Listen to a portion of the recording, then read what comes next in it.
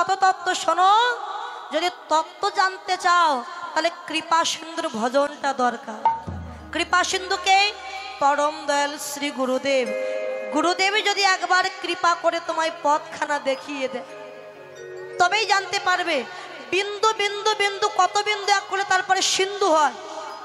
একটু একটু করবার পরে তো বিশাল বড় হয়। বিশাল বড় থেকে তো আর একটু হয় না, একটু একটু করতে করতে বিশাল বড়। তাই বিন্দু বিন্দু কত বিন্দু এক করলে তারপরে সিন্ধু হয়ে যাবে।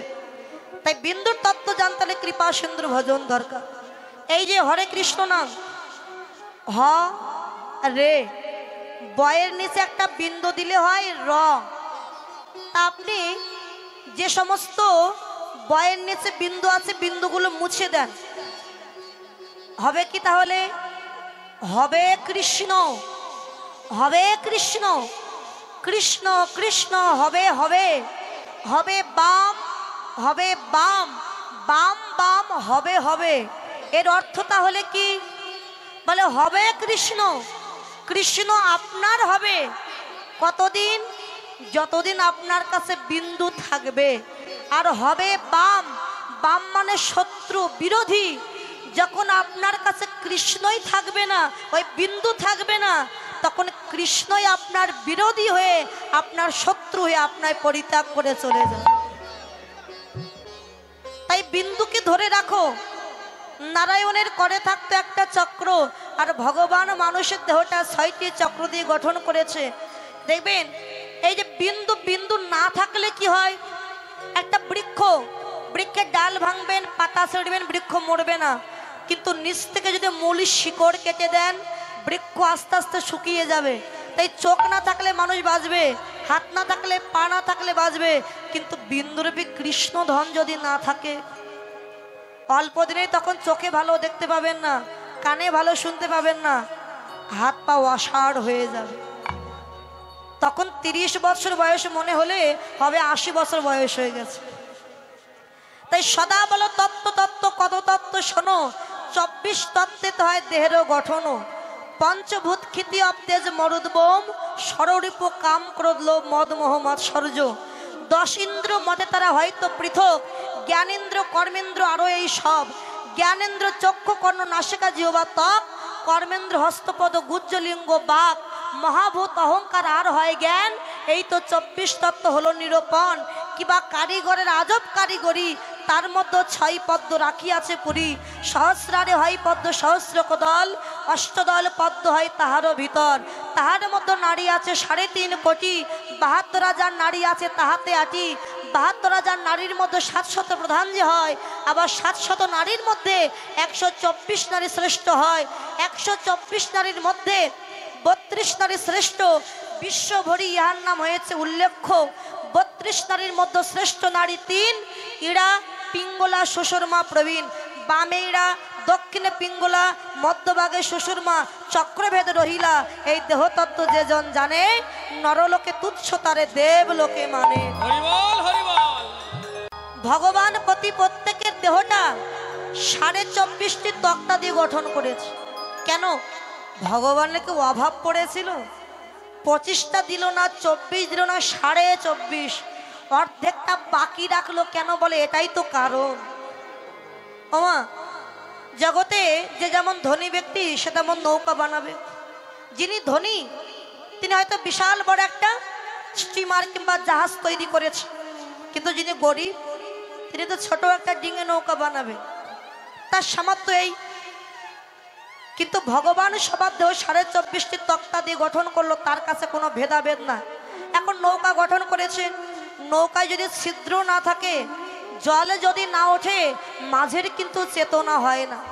মাঝি ভাববে জলে যখন উঠছে না, আমি কষ্ট করে নৌকাটা বাইব কেন? কিন্তু যখনই জল ওঠে তখনই মাঝির চেতনা হয়, শিগগিরই এপার থেকে ওপারে যেতে হবে, নইলে মধ্য নদীতে গিয়ে আমার নৌকা ডুবে যেতে পারে। এই দেহ নৌকাটা গঠন করে ভগবান সংসার সমুদ্রে ভাসিয়ে দিয়েছে। এই দেহ নৌকায় ছিদ্র কারা? স্ত্রী, পুত্র, আত্মীয় স্বজন, এক একটা ছিদ্র এই দেহ নৌকায়। এই ছিদ্র দিয়ে জল উঠছে, দুঃখের জল, কষ্টের জল। যে ছেলে মেয়ের জন্য এত কিছু করলাম, সেই ছেলে গিয়ে বলছে, এই যে বাবা তুমি আমার জন্য সারা জীবনে কি করেছো? স্ত্রী গিয়ে বলে, তোমার সাথে বিবাহ করে আমার সংসারটা পুড়ে ছাই হয়ে গেল। কি করেছো? যাদের জন্য রোগগ্রস্ত হয়ে গেলাম আজ তারাই কিনা বলে কি করেছো। এই যে দুঃখ কষ্টের জল যখন দেহ নৌকায় ভর্তি হয়ে যায় তখনই জীবের চৈতন্য জাগে। গোবিন্দ এই সংসারের সমুদ্রে আমার দেহ নৌকায় আমি আর বাইতে পারলাম না। বলো কবে সংসার নদী থেকে মুক্তি পেয়ে ওপারে তোমার সাধুগুরু বৈষ্ণবের বাজারে যাব। বৈষ্ণবের বাজারে গিয়ে ভক্তের চরণ দুখানা হৃদয়ে জড়ায়ে ধরে কবে নয়ন জলে চরণ ধোয়ায়ে দিব। কবে নয়ন জলে চরণ ধোয়ায়ে দিব। কবে নয়ন জলে চরণ ধোয়ায়ে দিব। কবে নয়ন জলে চরণ গোবিন্দ ধোয়ায়ে দিব। আমার এমন ভাগ্য কবে বাহ নয়ন জলে চরণ ধোয়ায়ে দিব। ওরে এমন ভাগ্য কবে বা হবে। নয়ন জলে চরণ ধোয়ায়ে দিব। ওরে এমন ভাগ্য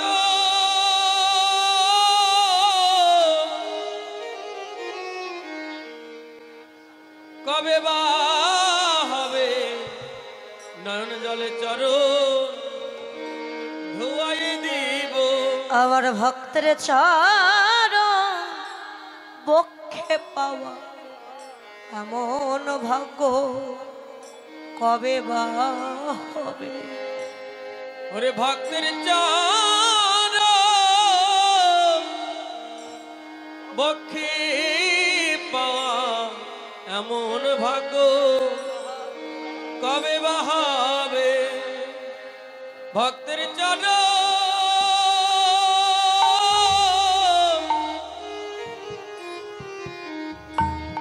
বক্ষে পাওয়া এমন ভাগ্য কবে বা হবে। ভক্তের চরণ বক্ষে পাওয়া গোবিন্দ চরণ বিনা কোথা বাজাব। ওরে ভক্তের চরণ বক্ষে পাওয়া চরণ বিনা কোথা বাজাবো। ভক্তের চরণ বক্ষে পাওয়া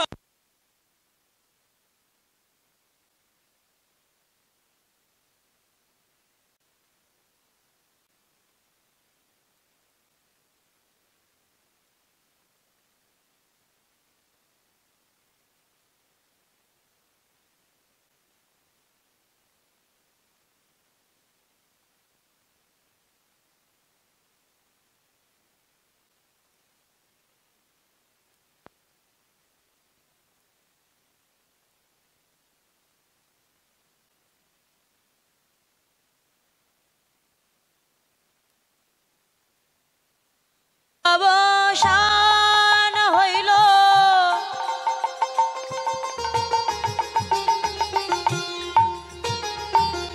এবার চলো যায় ঘরে। ওরে বেলিয়া বসন হইল চলো যাই ঘরে। আর মায়ে না দেখিয়া মোর পরাণ বিদারে। আর মায়ে না দেখিয়া মর পরাণ বিদারে। আমার মা কাঁদানো ভালো নয় গো।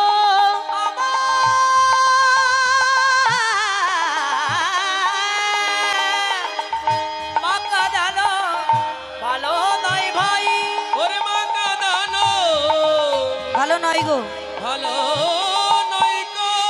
ওরে চলো মোর ফিরে যায় মা কাঁদানো ভালো নই গো ঘরে ফিরে যাই আরে বিলম্ব আর করো না গো চলো মোরা ঘরে ফিরে যাই ওরে বিলম্ব আর করো না গো চলো মোরা ঘরে ফিরে যাই মা কাঁদানো ভালো নয় ভাই ওরে মায়েরা দেখিয়া মোর পরানো বিদারে অভিরাম ছিলেন বৃন্দাবনের শ্রীদাম নামক সখা তাই অভিরাম বলে প্রভু আর খেলায় মেতে থেকো না অনেক রাত হয়েছে চলো বাড়ি চলে যাই আমরা সচিমতা কাজ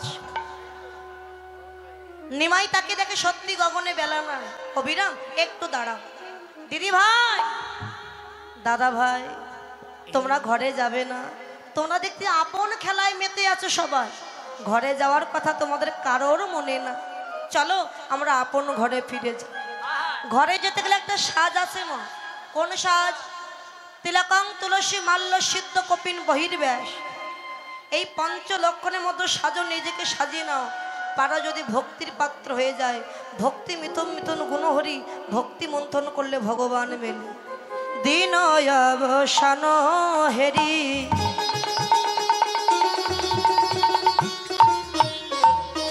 এবার গৃহেতে চলিল এ ভয়াব সনা গেরি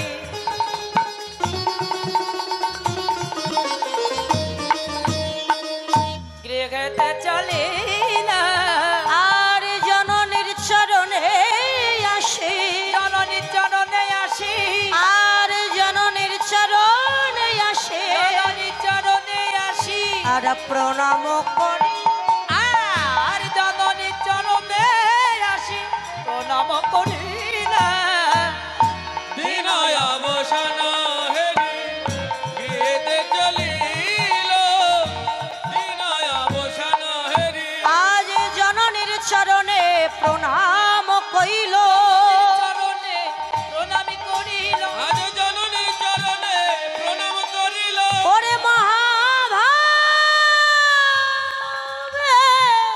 বাবা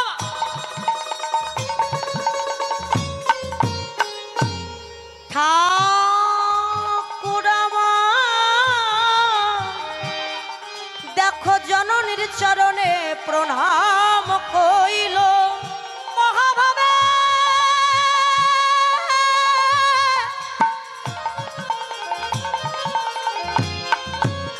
ঠাকুর আমার ওই না জননীর চরণে প্রণাম কইল মহাভাবে ঠাকুর আমার জননী চরণে প্রণাম করিল মহাভাবে ঠাকুর আমার জননী চরণে প্রণাম করিল জননী চরণে আসি প্রণাম করিল নিমাই যখন আসছে সচি মাতা সারাদিন তো দেখিনি মা চোখ দুটো নয়নে যেন জলে ছলছল করছে হ্যাঁ দিদি ওই দেখ আমার নিমাই আসছে আরে নিমাই আসছে জানলি কি করে? হ্যাঁ? বলে হ্যাঁ রে নিমাই আসছে তুই চিনলি কি করে চিনি। বলে ওই দেখ সবার থেকে যে লম্বা ওই হলো আমারই নিমাই মাথা দেখা বাবা নবদ্বীপের মধ্যে সব থেকে লম্বা ছিল নিমাই পণ্ডিত নিমাইকে বলা হয় কি আজানুলম্বিত বাহু দেখুন নিমাই যখন দাঁড়িয়ে থাকে আমরা কি বলি আজানুলম্বিত বাহু গলদেশে বন ফুলের মালা শ্রবণে কুণ্ডল আজানুলম্বিত কাকে বলে দেখুন এই যে আমি দাঁড়িয়ে আছি আমার হাত পড়েছে হাঁটুর উপরে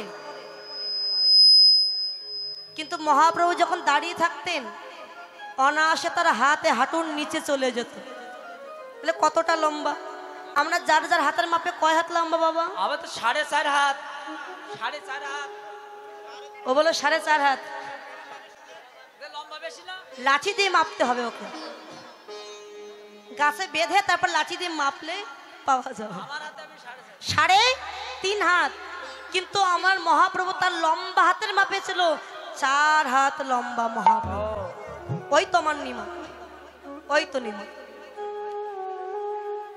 হ্যাঁ এই যে লম্বা হাত দেবতা এই যে ভগবানের ছাড়া আর কারো সাধারণ মানুষের না হ্যাঁ এখন প্রণাম করেছে সচিমাতার নয়ন দুটো জলে ছলছল করছে, এতক্ষণ দেখিনি নিমাইকে ভালো করে। যেই প্রণাম করলো, দুফোঁটার নয়ন থেকে জল গড়িয়ে পড়লো নিমাইয়ের অঙ্গে। তাহলে জলটা যখন সরে গেছে, পরিষ্কার হয়ে গেল। এবার যেই নিমাই দাঁড়িয়েছে, নিমাইয়ের রঙে ধুলা মাখা দেখেছে সচিমাতা, প্রাণটা কেঁদে ওঠে। নিতাই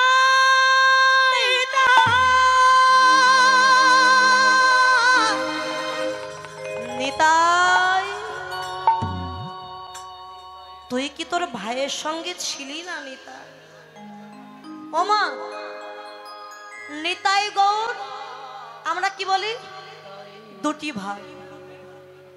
নিতাই কিন্তু সচিমাতার সন্তান নয়। তাহলে নিতাই গৌর আমরা যে বলি দুটি ভাই, ব্রজের বলাই হলো নিতাই। নিত্যানন্দের জন্মস্থান কোথায়? বীরভূম একচক্রা গ্রাম। হারাই পণ্ডিতের ঘরে, মা পদ্মাবতীর ঘরে এসেছিল আমার নিত্যানন্দ। আপনাদের আশীর্বাদ ওই জায়গাটা যাওয়া সৌভাগ্য আমার হয়েছে, বীরভূম একচক্রা গ্রাম।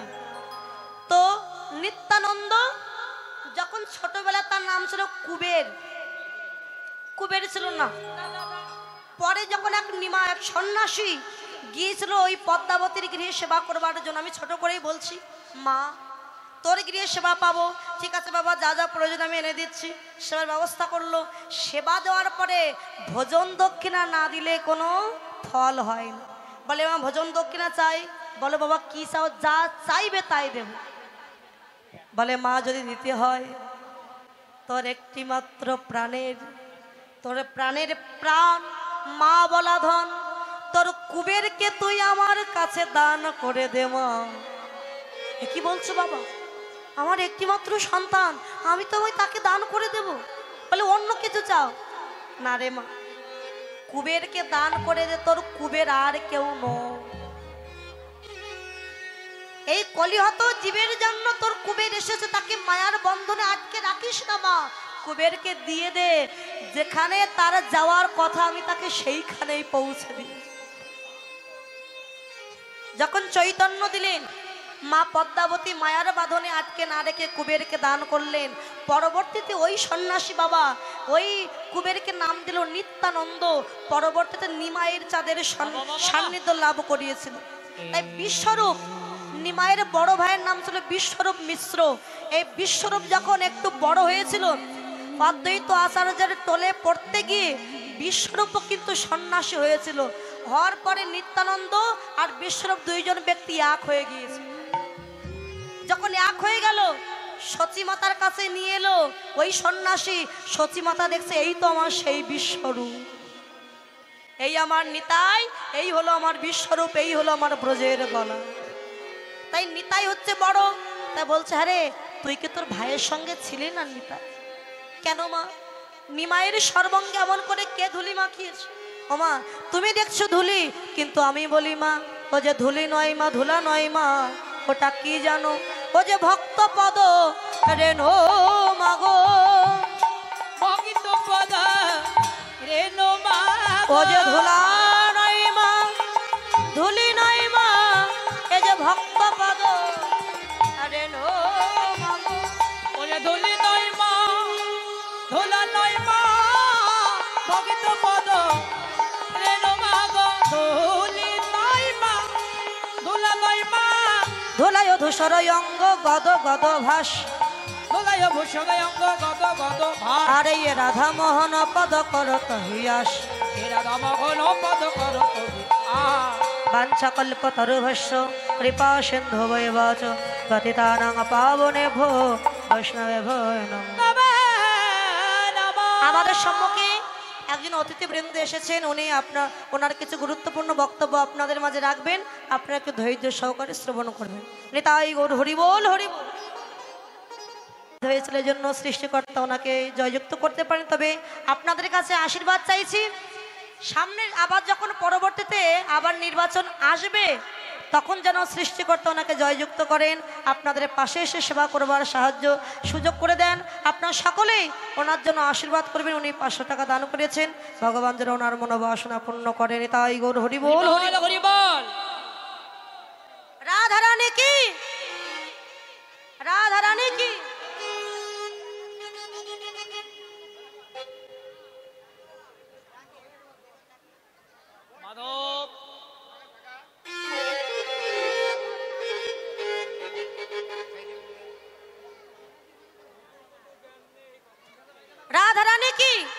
সবাই মিলে একটু আত্মসমর্পণ করবো রাধারানীর চরণে, হাত তুলি।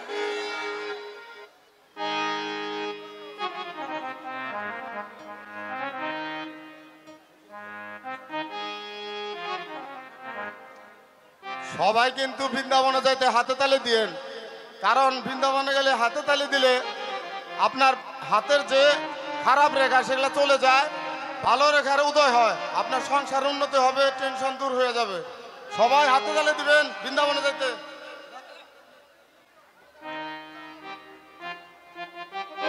রাধে রাধে।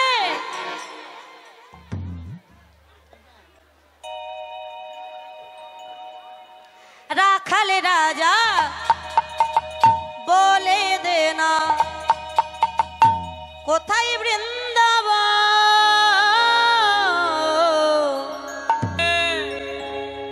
শ্যামকুণ্ড রাধাকুণ্ড সবাই গিরি গোবর্ধন, শ্যামকুণ্ড রাধাকুণ্ড গিরি গোবর্ধন,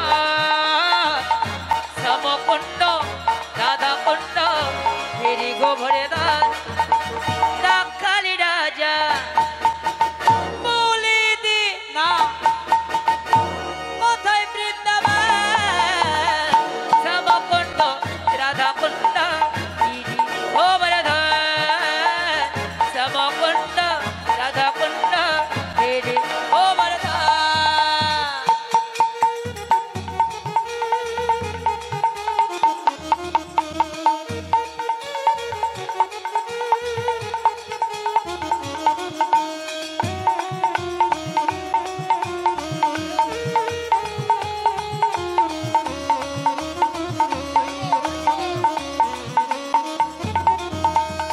ভাগবতী শ্রী যমুনা উজান বয়ে যায়, ভোটে শেষে রাখালে রাজা বাঁশরি বাজায়।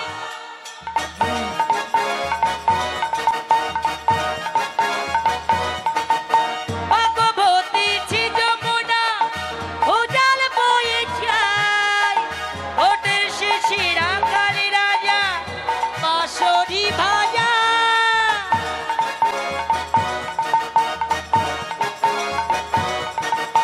ভগবতী শ্রী যমুনা উজান বয়ে যায়, ভোটের শেষে রাখালি রাজা বাঁশরি বাজায়। কি বাজায়? লাঠি বাজায়। বাঁশরি বাজাই রে কানাই, বাঁশরি বাজাই, বাঁশরি বাজাই রে কানাই, বাঁশরি বাজাই। রাধে বাঁশরি বাজাই রে কানাই, বাঁশরি বাজায়, বাঁশরি বাজাই রে কানাই, বাঁশরি বাজায়। রাখালি রাজা ও বলে দে না কোথায় বৃন্দাবন, শ্যামকুণ্ড রাধাকুণ্ড গিরি গোবর্ধন, শ্যামকুণ্ড রাধাকুণ্ড গিরি গোবর্ধন। বক্সের শব্দ বললে হয় ভাবে।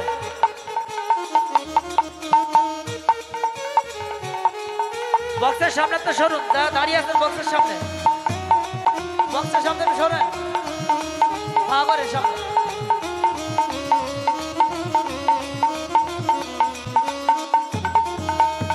ভাগবতী শ্রী যমুনা উজান বয়ে যায়, ঘাটার বংশী বটে আসে শ্যামরাই।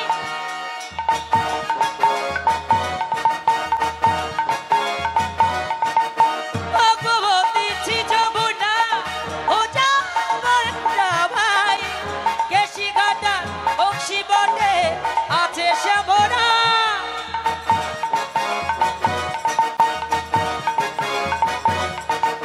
ভগবতী শ্রী যমুনা উজান বয়ে যায়, কেশি ঘাটার বংশী বটে আছে শ্যামরাই।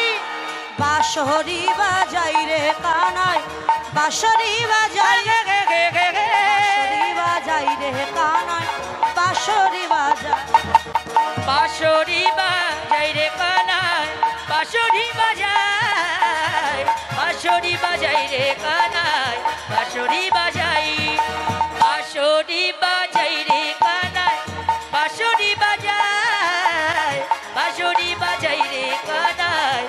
বাঁশরি বাজাই রাখালি রাজা বলে দে না কোথায় বৃন্দাবন শ্যামকুণ্ড রাধাকুণ্ড গিরি গোবর্ধন শ্যামকুণ্ড রাধাকুণ্ড গিরি গোবর্ধন শ্যামকুণ্ড রাধাকুণ্ড গিরি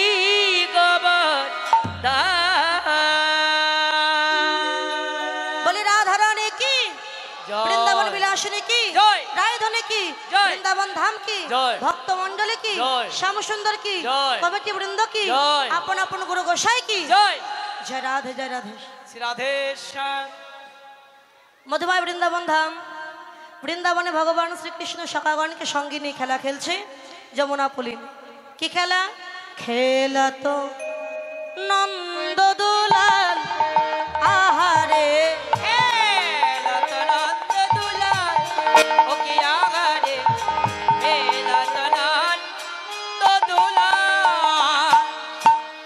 শ্রীদাম সদাম মেলি খেলিছে গোঠের মাঝে,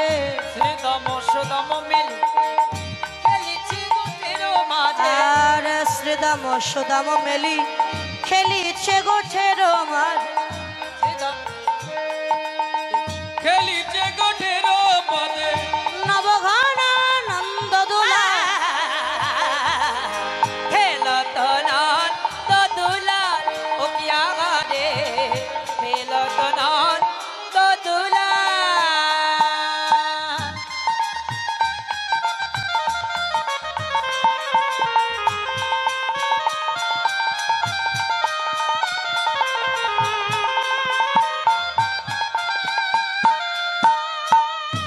ধবলি শ্যামলি পিয়ালি বলে, বলে শ্যামলি পিয়ালি বলে বলি শ্যামলি পিয়লি বলে ফুকারয়ে নন্দ দুলাল খেলো তো নন্দ দুলাল আগারে, খেলো তো নন্দ দুলাল ও কি আগারে, খেলো তো নন্দ দুলাল।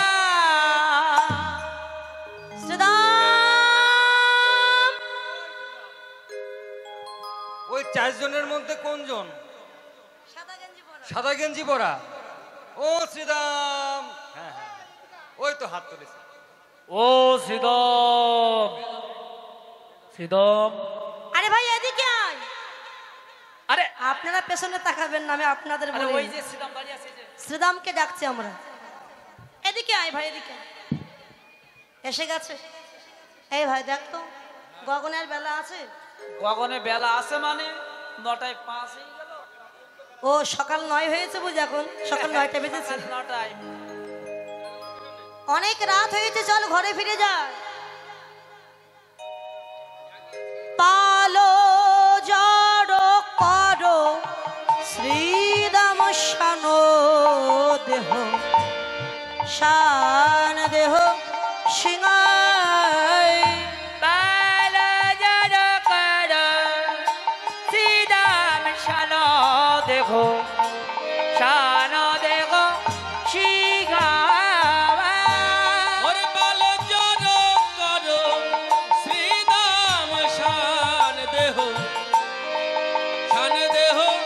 সিংহা আর সঘনে বিষম খাই ভাই নাম করে, নাম করে মা।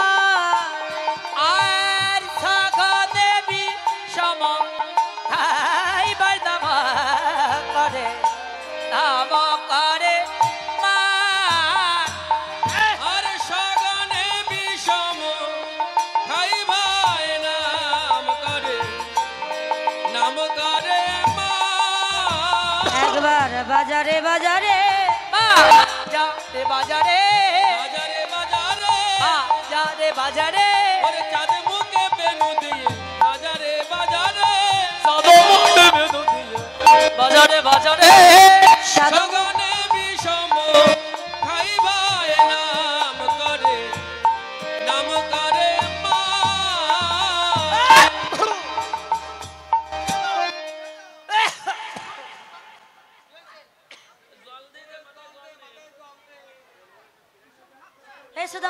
তো।